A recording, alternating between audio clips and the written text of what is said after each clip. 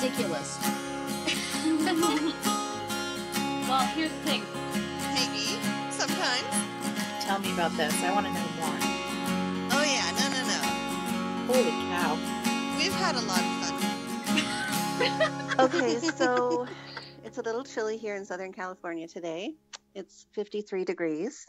Ooh. And yes, and my daughter, my little precious petal of a Southern California girl, walked outside this morning and said, "Mommy, it's just too cold out here to do anything."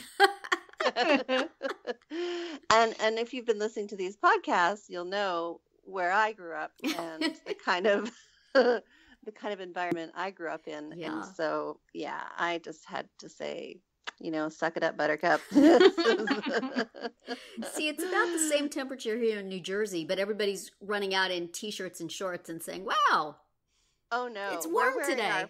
We're wearing our fur-lined jackets here. We are we've got our scarves on and our hats. And This is what I try to tell people. It's what you're used to. Because I remember I wore wool sweaters and heavy jackets and hats and mittens in Southern California when I was growing up, for temperatures that now I would be putting on this T-shirt for. So yeah, your body adjusts, I guess.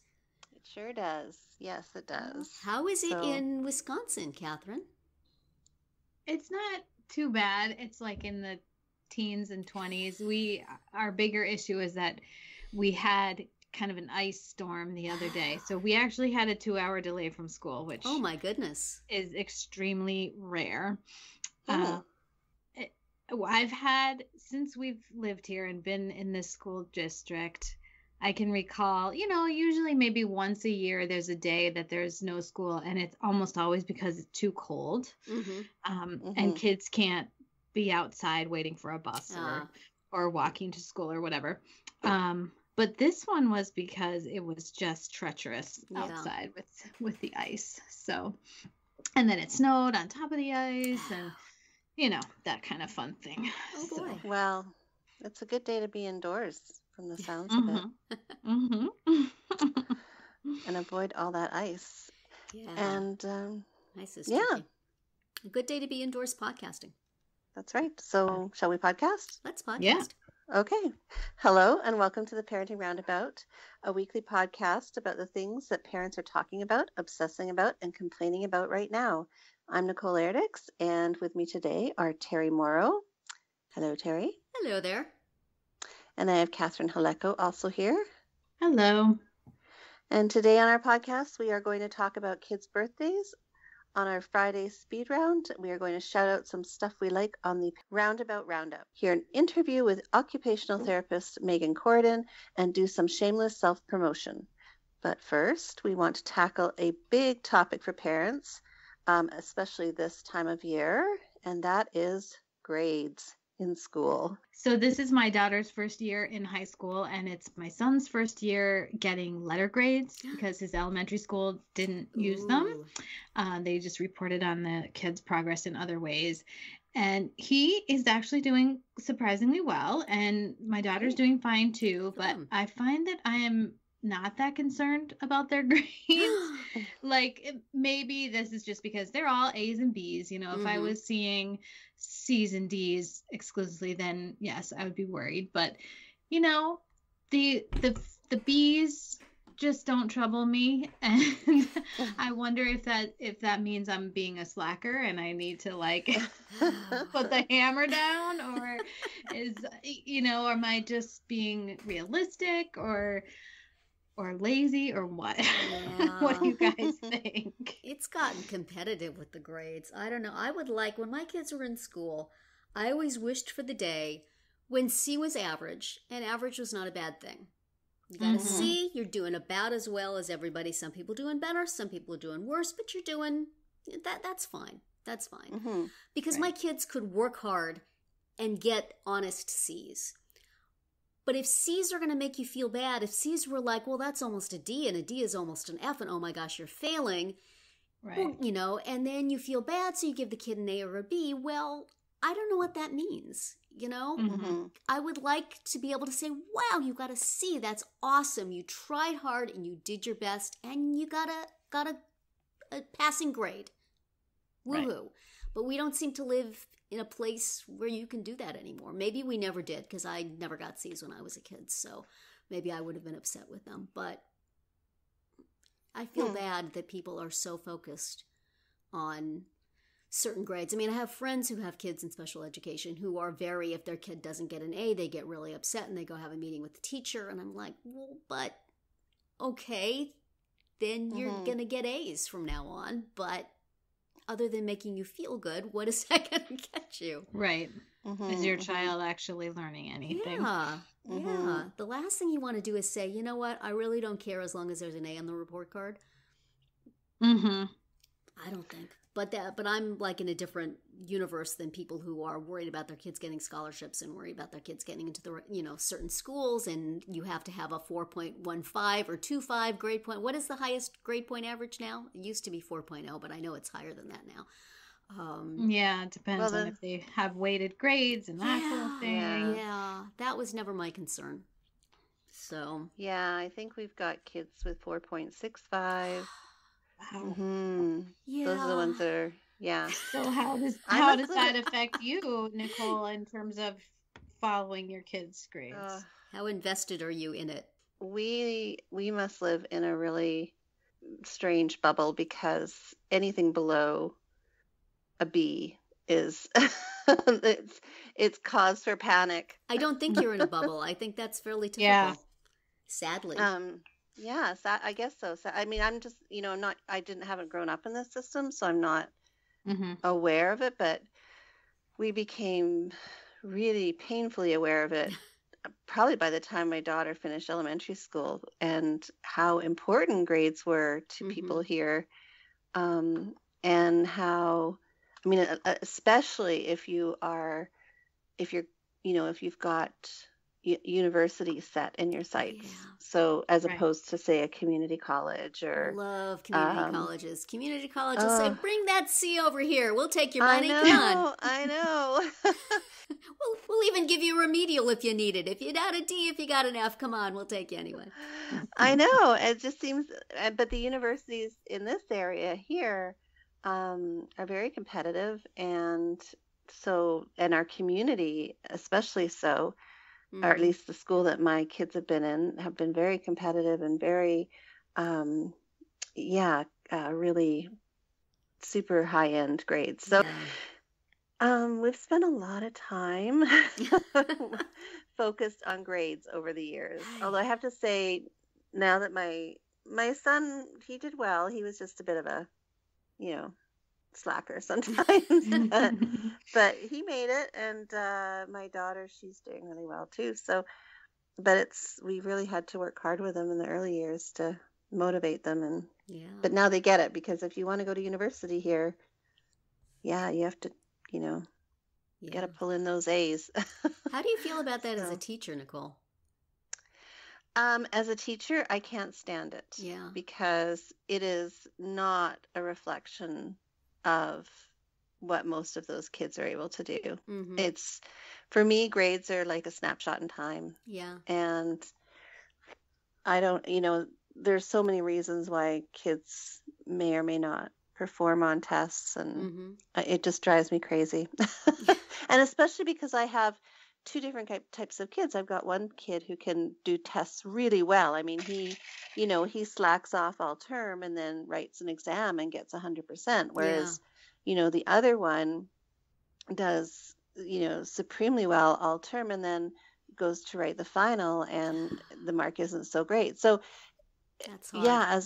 It is. And so as an educator, it drives me nuts. But these standardized tests and, but yeah, it's definitely, it's the way things are. Yeah. Although a study, I think I put it on Facebook yesterday, a study just came out of Toronto, Ontario, and it was saying that homework and all this kind of rigorous, pressure to learn is not healthy for kids. So like, as if we didn't know that. Yeah. I like homework, but that's another discussion. Yeah. Well, yeah, I think that's part of my behavior here, is just trying not to not to lay on the pressure too thick. I don't know. I wonder what you think about how online grade reporting plays into this, because, you know, obviously when we were kids, our parents would get a report card like 3 or 4 times a year, and that was that.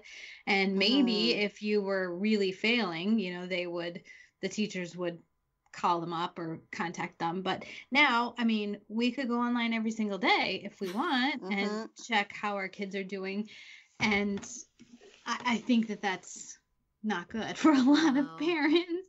I mean, earlier this week, I was like, oh, I don't know, because my kids had reported like, well, I forgot to do this assignment, or, you know, I don't think I did very well on that test. And I had to go on the parent portal to put some money in the lunch account. And I'm like, okay, I'm gonna look. I was dreading it for like a couple days before I actually did it, because I was afraid of what I was gonna find. And then it was fine. It wasn't a problem. But you know, I think it's just a bad opportunity for people to obsess about this stuff, right? Yeah, I guess. I mean, I certainly do. I like having that stuff online, and I am the one who is refreshing the page 500 times until the grades come up. And then I would like to have it updated daily with homework assignment not turned in, so I could say, hey, you had that homework done. Why didn't you turn it in? Let me go write a note to the teacher. You know, I would like more information. Just getting the grades it's so long to wait. I have no patience whatsoever. I have no delayed gratification skills at all. So I would be, you know, all for more. But yeah, it certainly does focus people more on the grades, and the very second that the grades get put out, and the sharing of the grades, which is a thing, right? Which is another thing. What? Yeah. I mean, I think. Yeah. What were you going to say about that? Yeah. I mean, I feel like grades are like how much money you make. You don't tell people. You know them. It's important to know how you're doing. It's important to have that measure. You can celebrate it in the family or have concern about it in the family, but you don't post it on Facebook. And I see mostly parents posting stuff on Facebook, pictures of the report card on Facebook. Look how good my kid did. So for the parents, it becomes a one-uppy sort of thing. And then I wonder what that does for the kids. Does that make somebody who was proud to get a C or a B feel stupid because their friend got A's? I don't think it's helpful to share that information. I don't think it's helpful for teachers to read it out in class. I don't think it's helpful for parents to share it on Facebook. And then do I feel a little funny if my kids didn't get the same grades as somebody else's kids in the same class did? It just opens up a whole uncomfortable competitiveness to it. I mean, we know they're going to be competitive when they're going for valedictorian and when they're trying to get those spots in the schools and in the scholarships. And if that's something your kid is going to be involved in, then it's unavoidable. But it's avoidable for everybody else. It's completely avoidable. Well, and it's avoidable to post it publicly. Yes. I mean, even if I'm so uncomfortable with that. Yeah. And that's like a weird privacy thing too. I mean, yes. And I mean, even I generally have put my kids, back when my kids had report cards, I put their report cards up on the refrigerator because I wanted to celebrate them as a family. I mean, even if you got, you know, in some college classes that were really hard, maybe they got a D, but that was passing. That was awesome. That meant I didn't have to pay for the class again. Yay for that D. And so I would put that up proudly on the fridge. But then you have somebody over and they're standing at the fridge looking over this, and you see the look on your face. And I feel like, well, I don't want to take it down because I don't want to send the message that I'm ashamed of it. But at the same time, stop judging. Stop looking at that. That's not for you. I'm going to put the magnets all over the front. So it's just a weird thing that I don't remember being a thing when I was a kid or when my kids were younger, before social media. Yeah, no, we don't share grades with well, I shouldn't say that. I think everybody kind of walks around here with the assumption that their kids are doing, you know, as well as everybody else. Everybody's child is above average. Yeah. There's a lot of I think there's probably more competition between the parents for grades than the kids here. Right. So yeah, that's more disturbing. That is disturbing. Yeah. That is a whole other podcast unto itself. And I mean, it has overtones for bullying. And Oh yeah. just so uncomfortable. Well, People don't do that. No, it's there's all sorts of crazy behind the scenes things that happen when parents get involved with grades. So yeah. Yeah, and I bet teachers must love that too, to know that people are sharing grades around. Because then you gave Susie this grade and my precious buttercup this grade. Please explain yourself. Mm-hmm. Yeah, well then that's when all those tests come in handy. The ones that I despise. Yeah. Pluses and minuses to everything. There That's are. right. There are. That is pretty much our conclusion every week. It is, isn't it? We are a consistent podcast. There is no upside to sharing your kids' grades on social media, though. People, stop it. No, Yes. don't do that. Very inappropriate. No thanks. Yeah. Well, from celebrating grades, or in a modest and appropriate way, to other celebrations. Our Friday speed round this week is on how we celebrate kids' birthdays. Nicole, you have a birthday in the family? I do. We've got a 16th birthday tomorrow. My daughter's turning 16. How do they do sweet 16s out there in California? Well, that's my Is it big a thing? dilemma. That's the reason for this whole discussion, is because I'm feeling like I'm going to underperform as a parent in terms of You're going to get a bad grade? I never remember sweet bad birthday grade. 16s being a big thing when I grew up. I think I had my first boy-girl party for my 16th birthday, but it was in the backyard. But here it's like you rent a hall, and it's like one step down from a wedding reception. Yeah, it's a big deal here too, because we didn't do that for my daughter, I should say, but people do. Well, here, because the we have a large Hispanic population, and so they celebrate the 15th birthday, the quinceañera, I think yeah, and then then other groups celebrate the 16th birthday, and so then of course there's the 18th. We're not even going to go there yet, but my daughter's 16th is tomorrow, and I'm thinking about all the things that we've got, and we're not doing anything. We haven't rented out a hall. She's just going to go out to dinner with some friends, but I ordered some cupcakes, and I are the presents enough, and what am I missing? Do I need to get her some balloons? I'm feeling very worried that I haven't. So what do you guys do how have you celebrated milestone birthdays? What is what do you intend to celebrate? Yeah. As a milestone birthday. My daughter's 16th. She just had friends over, her good friends, boys and girls. But it was very small. It was just at home. They hung out and had pizza, and I don't know. We had for 21st birthdays, we felt like we should do something special, but we really didn't for that either. My son's speech therapists gave him a 21st birthday party with a bunch of people he had been in groups with over the years. So that wound up being his big celebration. It was very nice.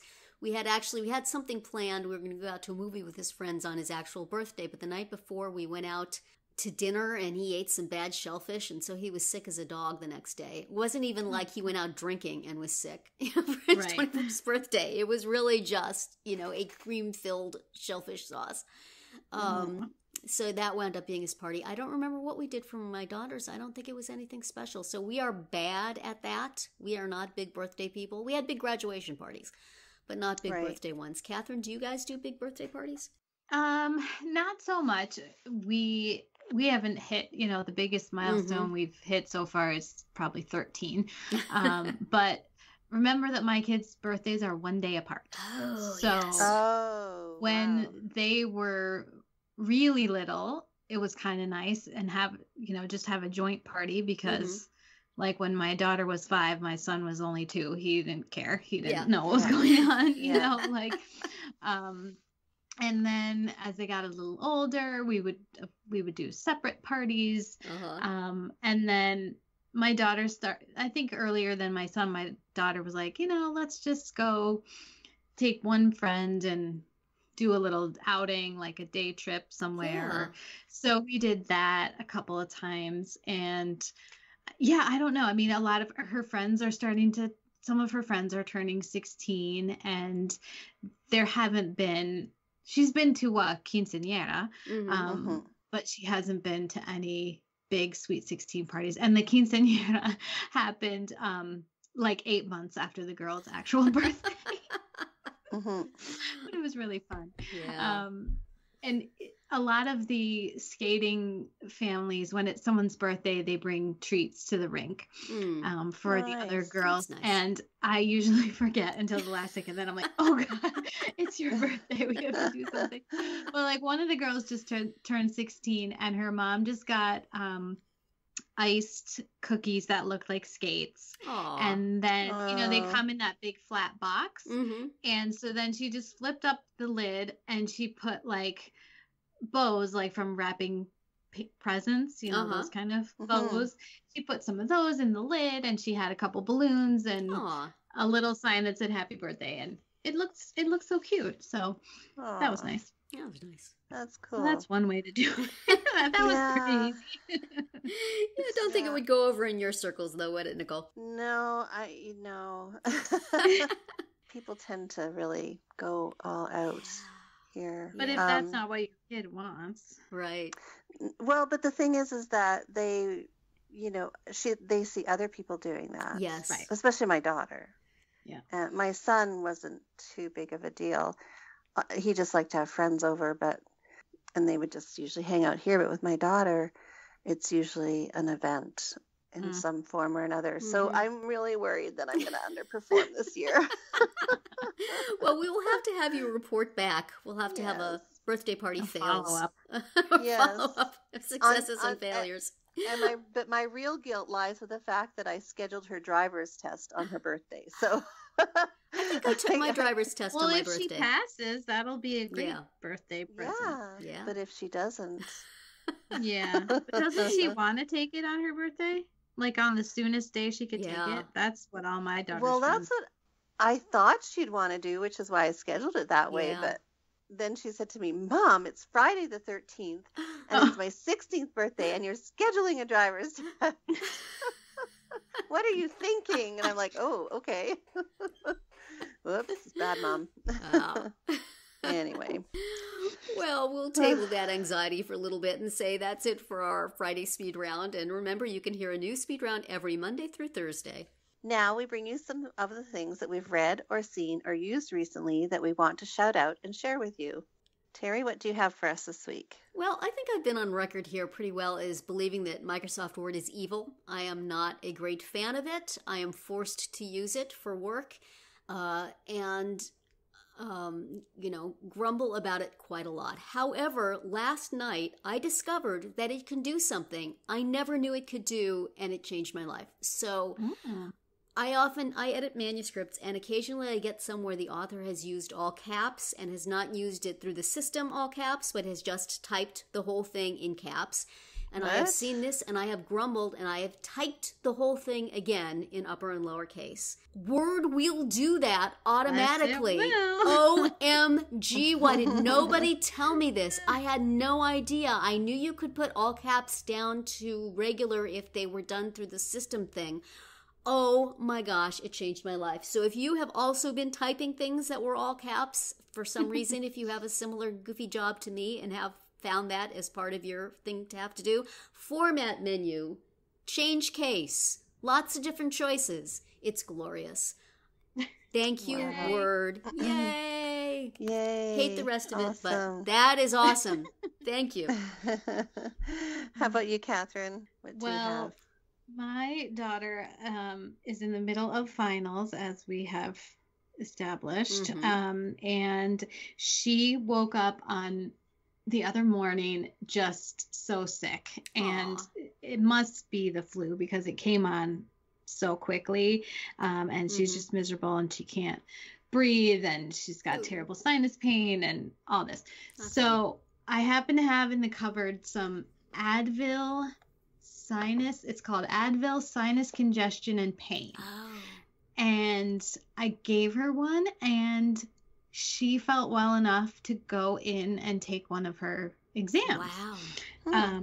And that, in my experience, never happens Yeah.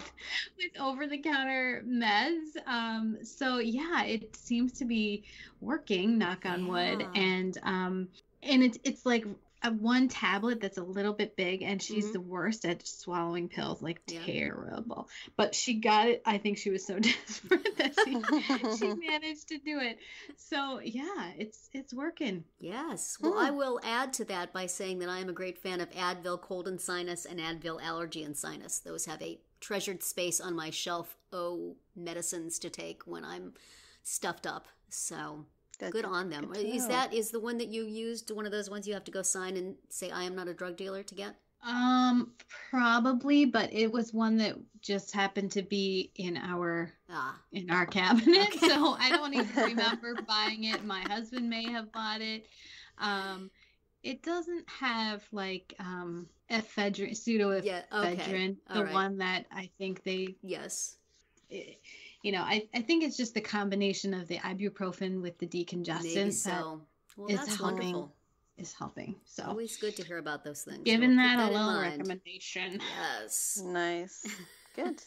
Well, and I want to mention actually a gift that I gave my family this Christmas, which we had a lot of fun with, and that is a virtual reality viewer. Ooh. Wow. And you're just like a TV commercial. Yes, I was just going to say, I've seen those on the commercials and have no actual understanding whatsoever of what is going on.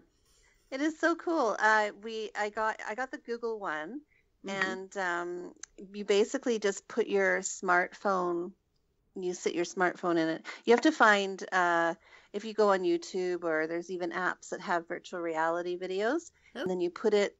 It's like binoculars, and you put the phone on the end of the binoculars. I'm calling them the viewer. Yeah. Okay. And then you play the video, and it's so cool. It is like you are just right there in the moment. And so we had a lot of fun with that. And I got it off Amazon, and it was like really inexpensive and lots of fun. And underwater and climbing and hiking, and my son found a haunted house one. And you really get into it, so it was fun. Yeah. If you did a virtual reality thing of going underground, Nicole, would it freak you out? No, I wouldn't do it. And if you're like me and you easily get motion sick at like the movie theater, would you avoid such a You would avoid it. Yeah. Okay. You would avoid it. Not good for people without good binocular vision. Well, because you actually have to walk around to see things. So it's not like a stationary thing where it goes through the experience for you like a movie theater. Like you have to walk around and look up and look down and I'm feeling to a see little everything. queasy just hearing you describe that, but it was a lot of fun. Well, why don't we move on then, Terri, so we don't make you sick, to our interview with Meghan Corridan, our pediatric occupational therapist, who joins us about once a month to talk about activities and games and toys and products. She has not yet discussed virtual reality viewers, I don't think. But she is going to talk to us about playing with snow inside. Hi, Meghan. It's great to have you with us again. Today, we thought we were going to talk about snow play, but not the usual kind of snow play with the sleds and snowmen. You have some different ideas for us. I do. My last blog post was about indoor snow play. There's so many kids who don't like to go out in the snow, get cold and all that stuff. And then there's so many people who don't get snow where they live. So I thought it would be fun to come up with a bunch of ideas that you can do at home to bring winter to you. Great. So what have you found? One of my favorite things, and these have been around for a while, is to have an indoor snowball fight. There's a company called Snow Time Anytime, and they make these indoor snowballs. They're soft, they won't hurt you, and It's great for working on, endurance and exercise, as well as eye-hand coordination. And it's just fun for kids. Kids love having a snowball fight. And the best part of this one is no one's going to get hurt. No ice balls hitting you in the face. Yeah. And if it does hit you in the face, I think you're just they'll laugh it off. And a lot of fun games you can play with it. So if you don't want to necessarily encourage like a snowball fight, you can set up like targets in your playroom or wherever. And kids have to hit a certain amount of targets for a certain amount of points, and whoever gets the most points at the end is the winner. You can also just like play, toss the snowball and see how far away you guys can get from each other. I mean, the ideas are kind of limitless. It's great for creativity and just encouraging play skills in kids. Great. And it's like, is it fabric, or what is the texture like on the ball? They're like cotton, like a big cotton ball almost. Oh, okay. They've got a really good feel to it. And, the only thing is they do pick up hair and like fuzz, but you can throw them right in the washing machine. So they're really durable. They're great, and the kids love them. Good. Okay. Another easy thing, I think we've all done this, is making snowflakes. Paper snowflakes, like cutting them out with scissors. Yep. And there's different things that you can use. I mean, I've used origami paper with the kids at work just because it adds a nice little flair to it. You can use stickers to decorate it. I have a lot of extra stickers from the sticky mosaic sets that I use with my kids. So I like to have my little ones use those stickers and put them on. It's great for working on fine motor skills. It's great for working on cutting skills. For my little ones, I tend to have to do a little bit of hand over hand with them just because the paper gets so thick that they get illustrated that they can't cut it.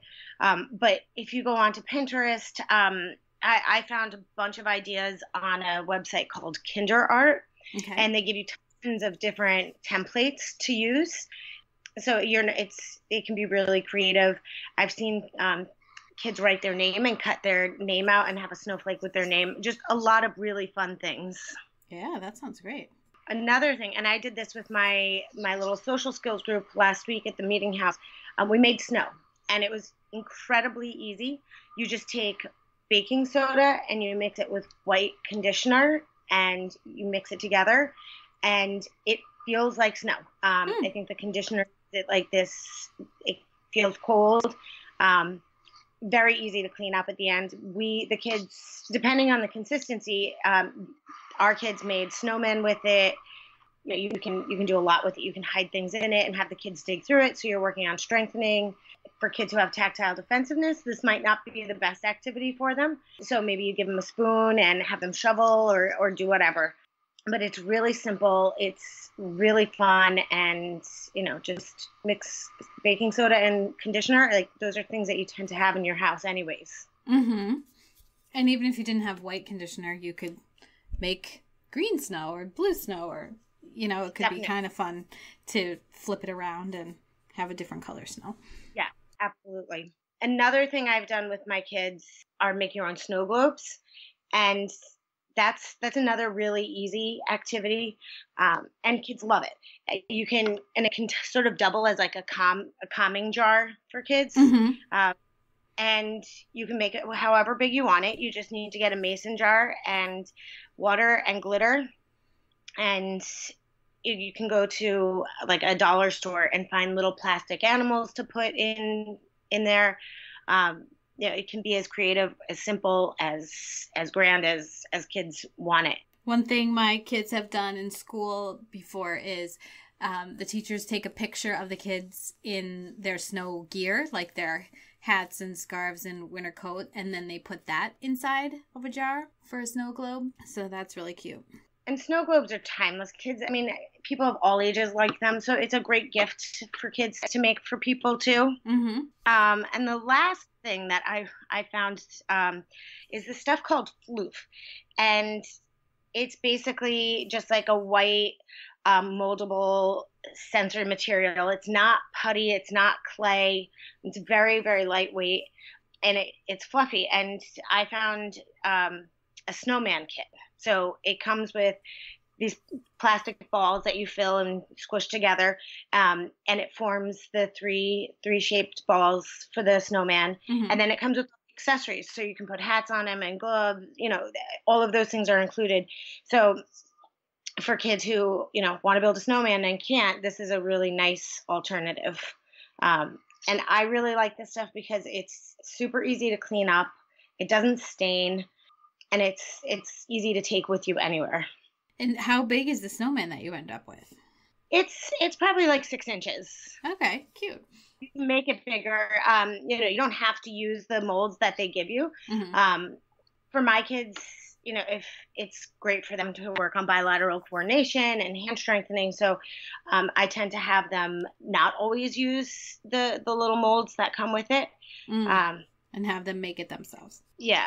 So these are a few of the things that I've been doing with my kids at work and with my daughter at home. Fun. And you said that your daughter really loves to play with real snow outside, but does she also get some good satisfaction out of these kind of things?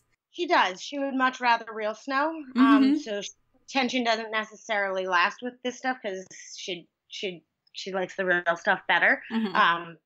She does. She's really enjoyed the floof. And the snow globe stuff she really enjoys too. Great. Very nice. And the nice thing is that you could bring this stuff out at any time of year, whether or not it's winter or winter where you live. You can break out some of these projects and just pretend. And that's another, I think, important way for kids to play, is to have that imagination and dramatic play that they can do with this. The pretend play options with these things are really, really great. Very good. All right. Awesome. Well, thank you, Megan. I know where I live, it's like single digits right now. So playing inside sounds like a good plan to me. So thanks for all your ideas. And Megan will be back next month. Yeah, Nicole would need like one of those virtual reality viewers to play with the snow inside. That's what they need. They need like snow VR for people who are removed from their snowy homelands. That's right. And now for our final segment today, we're going to do a little shameless self-promotion and direct you to some things on our sites that we think you should take a look at. Catherine, what you got? Well, since More Megan snow. talked about that's right. Since she talked about indoor snow play, I thought we should give the outdoor play a chance too, because I do have a fairly recently published piece on VeryWell with snow play ideas. Try to come up with some new ones that you haven't heard of already. So check that out on VeryWell. Okay. How about you, Nicole? Yes, I want to shout out another podcast, one that Terri is very familiar with. Yay! The Inclusive Class Podcast. And that's a podcast that Terri and I did several years ago, and we have over 150 episodes. Wow. They're sitting there on my website. And if you're interested in learning more about inclusive education, go have a listen. Or if you just can't get enough of me and Nicole.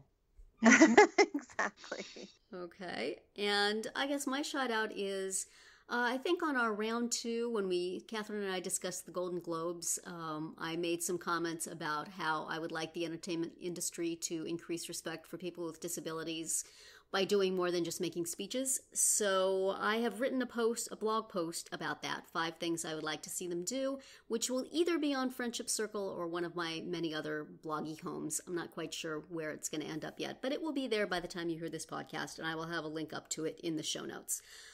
Nothing like a good rant. Love it when Terri goes on a rant. Yeah, I tried to turn the rant knob down to like medium-low, to kind of keep the bloviating down, but it's hard. That's it for this week's podcast of Parenting Roundabout. We hope you enjoyed it and that you'll join us every week. You can listen to podcast episodes on parentingroundabout.com or download it from iTunes. Please subscribe so you get all of our podcasts and mini podcasts. You can also follow us on Twitter, where I am at Nicole Erdix. Terri is at Momitude, and Catherine is at About Family Fit. You can also follow the podcast on Twitter at Roundabout Chat, and look for us on Facebook, Pinterest, Tumblr, YouTube, and Instagram too. Best of all, stop by our blog at parentingroundabout.com and read recaps, find links on all the stories we mention, and talk back in the comments. Thanks to John Moran for providing our in and out music, and I wish everyone a great week.